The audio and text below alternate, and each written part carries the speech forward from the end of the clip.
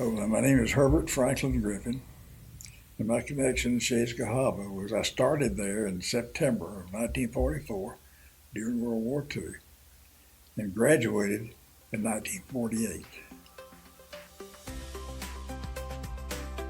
Welcome to the Shades Cahaba Oral History Project.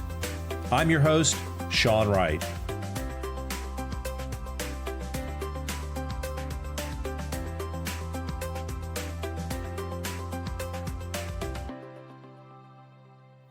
I've probably known Herb Griffin for most of my life. We attended the same church, and I'm around the same ages as children. If you spent any time in Homewood, you probably have heard about his accident with a streetcar when he was in 8th grade. He was featured in the Birmingham news, and the story even made national news. Now, when it comes to Homewood history, there are not many people who are as good a source as he is. His family settled this area, and Herb still lives close to the original homestead in Edgewood. We sat down to talk about his time at Shades Cahaba High School, as well as other stories about Homewood that I hope to release as special editions of this podcast in the future. We had a little issue with sound quality on this episode, so I apologize for that. Still, I hope you enjoy my conversation with Herb Griffin as much as I did. And that was pretty much it. I was not an athlete as far as the school was concerned. Right. But during that period of time, the YMCA meant a lot to me. It opened up a lot of doors for me because my mother took me down to the YMCA when I was a little bitty guy and introduced me to a fellow named Frank Dominic down there, which he was a king as far as I was concerned. Is this the Frank Dominic of the Dominic family here in Homewood? Yeah. Know them well. Yeah, okay.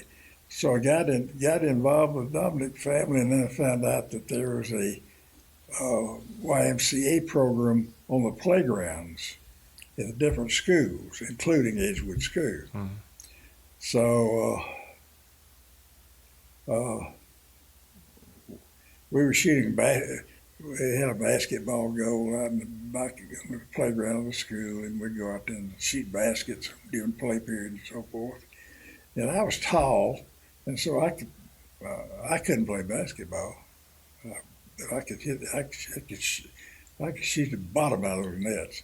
And so they said, "Why don't you come out for the basketball team?" Well, I did that. So I participated in the Y program, 13-year-olds and 15-year-olds and 17-year-olds at Edgewood.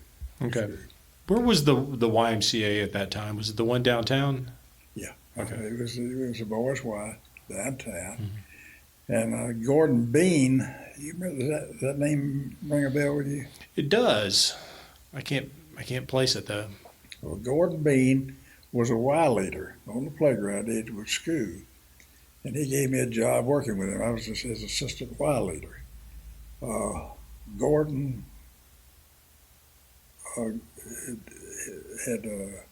was in service and married his high school sweetheart, Ruth, and they lived in Edgewood. And he did a great job of getting boys. We had about 100 boys at Edgewood School involved in that Y program. It was fantastic the way he set it up. So he started the Scenes Valley Y. So I asked him one day, Gordon, how'd you get the idea to do that? He said, well, I got tired of riding the streetcar to Powderly. we played games with people like that, Powderly all over. And of course, the boys, you had to put them on a streetcar and then transfer. Right. Going there. So he devised this thing where he would play the boys from Mountain Brook, Crestline, Shades Cahaba, and some Oak Grove. It wasn't that many boys in West Homewood then. Right. We called Oak Grove. But it was real nice. We were almost a walking distance to everywhere we played instead of riding the streetcar to Paddle. It's funny you bring up the Y because I was looking through some of the old yearbooks. I could find them online, and things like that. And I kept noticing that there were lots of high school programs that started with a Y. And for the life of me, I can't think of what the names of the classes were, but come to find out, those were all YMCA-backed programs. Mm-hmm. Do you know what I'm talking about? Yeah. What were those programs? What happened in the high school programs? The one that I'm familiar with was the fellow that worked on the playground in the summer was Peggy Mitchell. You remember that name? Mm-hmm. Okay, Peggy Mitchell worked with the boys on baseball, also football. Mm-hmm. Mostly he's a baseball man. He knew everything that you'd want to know about baseball. And he's the one that set up the city leagues in schools playing each other and had a tournament and so forth. Mm-hmm. And the East-West ball game, he was granddaddy of all that. But anyway, we had a 17-year-old basketball team that was second to none. And so about that time, I think we played one ball game. And he saw that we were superior to any team in the league. I had nothing to do with it. I was just a substitute on that team. But he had the idea to start a dirt court basketball league for schools that didn't have a gymnasium. So that was Shades Cahaba. I don't remember all the names of the schools that participated in that thing. But so he knew nothing about basketball. Nothing. And we laugh about it often. He took that team and played in 1947 and 48. No, 48 and 49. 48 and 49. And they went undefeated. Wow. Undefeated. And he knew nothing about basketball. I think some of the better coaches probably it makes them a better coach because they're having to learn it as well. They aren't a know-it-all. I guess so. But he was a great coach. Matter of fact,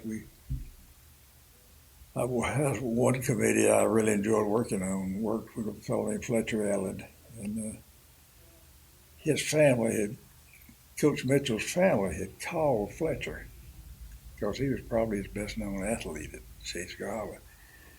Said, we want to get Dad in the Hall of Fame. Well, they were not interested. According to the Alabama Sports Hall of Fame, Mm-hmm. they weren't interested in high school, anything with high school.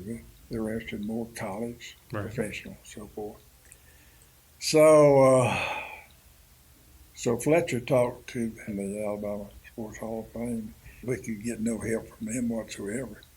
So we started working with these high schools in Montgomery. They were trying to set up a Hall of Fame. I think it was coaches and athletic directors Hall of Fame, and got a lot of information that way. And now Coach Peggy Mitchell was a coach when you were in high school? Yeah. Now, one of the things that I read said that Shades Cahaba was really at the forefront of most high schools during that time because it was one of the first schools to have electronic scoreboards, first schools to have lights on the field. None of that exists anymore out there. I know. What do you remember about the football and the festivities and the high school at that time? What was it like back then? Okay, starting out with a facility. The facility was right what you look at right now. Mm-hmm. No difference. Right. It hadn't changed whatsoever. But they had lights. Now, they had lights when I started. Okay. But apparently they hadn't had lights too long because they had some pretty big events. Matter of fact, I talked, if you know anything about softball, fast-pitch softball, Homewood Dairy they were number one in this. I started going to their ball games, Mm-hmm. watching them. And I got to know this fellow who played first base for Homewood Dairy and also pitched. Mm-hmm. His name was Cecil Martin. And he'd pitched in the world softball league, so forth. So he told me the Del Champs, there's a grocery concern in Mobile called Del Champs. Mm-hmm. They came up here for a while. But they and Homewood Dairy had the best two teams in the state. They had a pitcher that was dexterous. He could pitch either left-handed or right-handed. You never knew where it was coming from. Mm-hmm. And up here in Birmingham, we had Chicago Bridge. They were involved. Their pitcher was Leroy Montgomery. But he told me that he played in a game where he pitched a no-hitter against Del Champs. And I said, where was that? He said, on the Shades Cahaba playground. So it was in the afternoon because it didn't have lights. Oh, nice. But they had lights when I started there, and I don't know what year they put them in. But the scoreboard, I know a little bit about the scoreboard because since I couldn't play, I wanted to work in athletics. And so Peggy says, Herbert, you can run the scoreboard. And the fellow that was in charge of the scoreboard was a fellow named Byron Matthews. And he was a year ahead of me. So that scoreboard was a wooden fixture, and it had bulbs screwed into the side of it. And on the end of that bulb, it had a switch like you'd click on a light, you know. Mm-hmm. So if a runner ran 10 yards, you flick all 10 of those bulbs. They'd come on. Okay. Oh, so instead of a number 10, it's going to be 10 single bulbs. 10 single. So you have to do math while you're watching the game. Yeah. That's good. Now, where was the scoreboard located? It was on the east side, where you come in the front of the school and around back. Mm-hmm. That's where it was. It was Okay. very, very back. It wasn't there when I started school. No, it was gone. It was gone not long ago. It was probably gone before I finished. Oh, okay. It didn't last long, as far as I was concerned.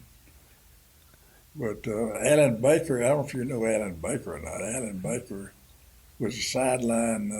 They called him a sideline announcer. He didn't announce him, but he had a telephone. He'd go up and down the sideline and call the scoreboard.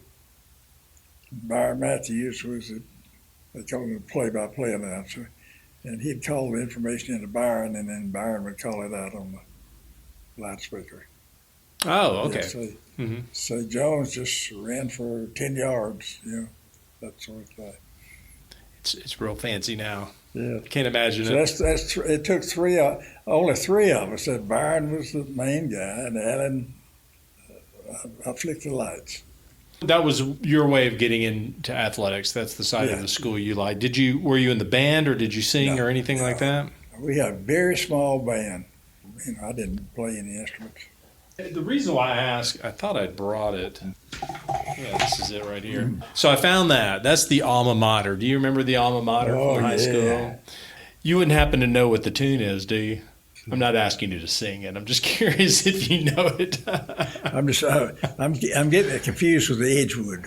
I found the Shades Valley High School alma mater from the 50s, and it was to the German national anthem, which I forget who that is, not Handel. It was, but I kept thinking, I wonder if it's the same thing, and it's a different.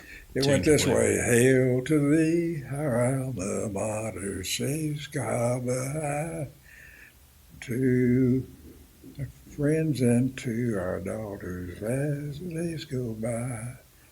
Faithful, loyal, true to thee, da da da da da. And I don't know what that was tuned to. That actually sounds familiar, and I think I've heard that on a movie somewhere. All right, well, that's great. That gets me there. So you went to Edgewood Elementary until you finished 8th grade there, and then you went to the high school for your 4 years there. When you got to the high school, did you have a favorite teacher? Any teachers stick out in your mind? No, I liked them all. Were you a good student? No, I was not a good student. Me either. We only had a couple of good students. How about the principal? Did one of those stick out? Yeah, God, we loved the principal. His name was R.B. Nichols. Mm-hmm. He was about 6'8" or 6'9". Giant of a man. He had hands twice as big as, each hand be as big as both my hands put together. Mm-hmm. He was a giant of a man. That's probably why you had a great football team at that time. He let Coach Mitchell run the thing. He didn't interfere with anything he did. Mm-hmm. He was on board. But he was something, we called him Big Nick. Big Nick. Now, so when you were there, the front door was where the auditorium was. That's right. So when you walk in, and if you went to the right, was his office right there on the corner as you're going to the right? His office, and I remember his secretary, a lady named Mrs. Douillon, was in there. It was nothing like things are today. Nothing like it. It was so, you had to really try hard to get in trouble. You know, as I told you, Peggy Mitchell was one that started this baseball playoff. Well, Shades Cahaba always had a good baseball team, so they were always play the games at Rickwood Field. Mm-hmm. So I thought I was supposed to go to all of them. I didn't go to school when we had ball games at Rickwood.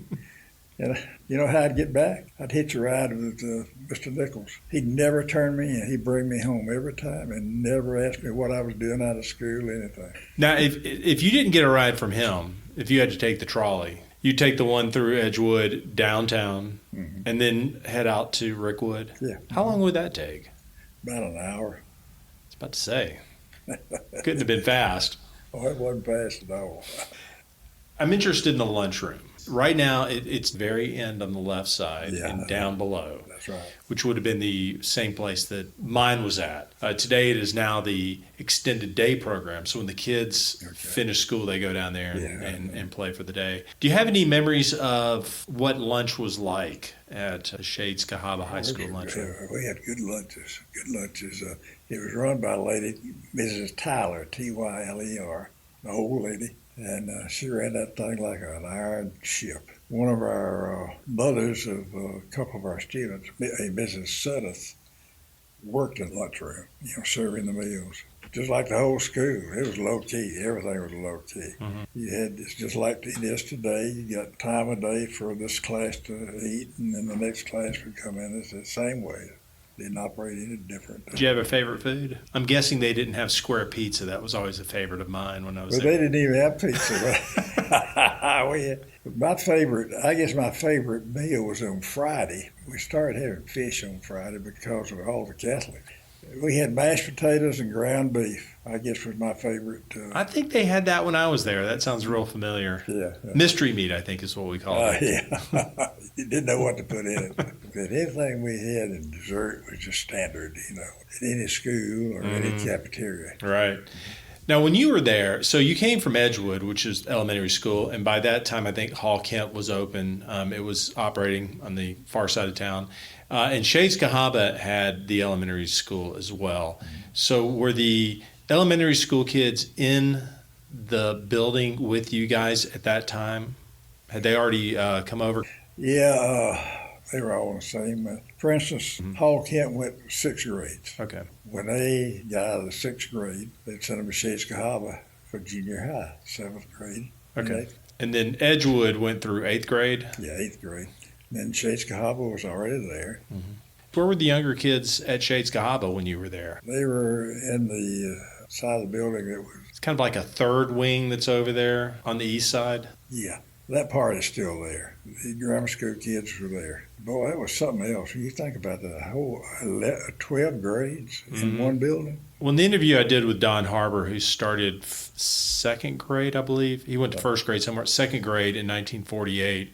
I asked him, what was it like being with all the high school kids? And he said, they kept us separated. I guess they kept them in that wing and didn't let them mix in too much. And I remember we'd look out the windows. We'd be in class and we'd hear the bell ring, for lunch. And they'd line them up. And we'd watch them all come by the window as they went around, Right. came in the other end of the building to go down to the cafeteria. Yeah, they kept them separate. Yeah, he said he really enjoyed all the pageantry of the football games and the band and all that. I bet it made a big impression on those kids at that time. Yeah, it made a big impression on all of us. Mm-hmm. They would have homecomings there. There'd be people would come there. My dad would go with me sometimes because he graduated in the class of 23 at Shades Cahaba. He'd have a friend or two that come from another section of town. We'd always play Jones Valley on the homecoming night, and it was a big occasion. They'd have a dance. Wouldn't be much of a dance. But it'd be Where would the dance be? It'd be a street dance. Oh, really? Yeah. At the school there? Yeah. And so the gym that's there now was not built. No, it was not built. You couldn't have a dance there. You couldn't have PE or gym or whatever inside. You just be out in the dirt. That's right. Pavement. Yeah. Pavement. There's a picture I've got, and I think the coach is Piggy Mitchell. It was from one of the yearbooks. What I like about the picture is he's wearing a shirt, and it says Shades Cahaba Mounties. Yeah. And right in the middle is an owl. Yeah. So Shades Cahaba carried on the Alabama tradition of having two mascots, Auburn Tigers and War Eagle in Alabama, and Grinstead and the elephant and all that. So Shades Cahaba had two mascots. They had the owl, which was on top of the building, and the Mounties were the athletic mascot. Yeah. The owl was always around, and I've seen yearbooks as far back as I think 1924, I guess, was the first one I saw, and the yearbook was called The Owl. So it was always there. I wonder if it was just somebody thought it'd look nice to put an owl up there. How did you get to Shades Cahaba every day? Rode a school bus. School bus would start off trying to think of Spalding. The bus would go there first in the morning and pick up the kids at Spalding, and then turn them left and come back and go through, I don't know how they went. Then they would go to Oxmoor, and they'd pick up the kids at Oxmoor, and then come on up through what we called Oak Grove, picked up those students. And you had to be, I think, 2.5 miles from school to ride a school bus, something like that. And so the last stop was at Fowler's store, which Nina's Cleaners is there now on the corner of Columbia and Oxmoor. That was the last stop. And so I lived on Sterry, where I live now, and I'd walk up that hill there, and I'd catch the school bus, and then they'd let me off there in the evening. Yeah, I remember Spalding now. Spalding is Scooter Road. Yeah, you got it. Yeah. Scooter, yeah. It's a long way. Yeah.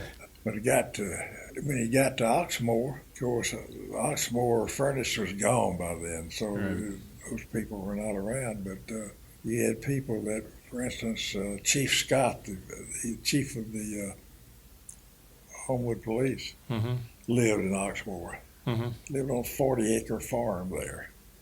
So his mother and daddy farmed. But I remember his daughter stayed with her grandparents, and she'd ride the bus with us to get off to the grandparents' house. All right. Well, thank you very Enjoyed it, much. Sean. Good to see you again. Yeah, good to see you too. Thank you for listening to my conversation with Herb Griffin, and thanks again to Herb for taking the time out to talk to me about Shades Cahaba High School. Now, if you'd like to share your Shades Cahaba experiences, reach out to me. You can find my contact info at shadescahabahistory.com. I'm especially interested in information about the high school, but I welcome all stories. Now, the Shades Cahaba Oral History Project is sponsored by SeanWrightArt.com. Yep, that's me. When you go there, look for the link to Shades Cahaba, and you'll find shirts and accessories featuring the exclusive Shades Cahaba Centennial logo. This logo is based on an image on the cover of the Owl Yearbook back in the 1920s. It's been updated to celebrate the 100 years of the school, and it helps us to offset the cost of producing and publishing this podcast.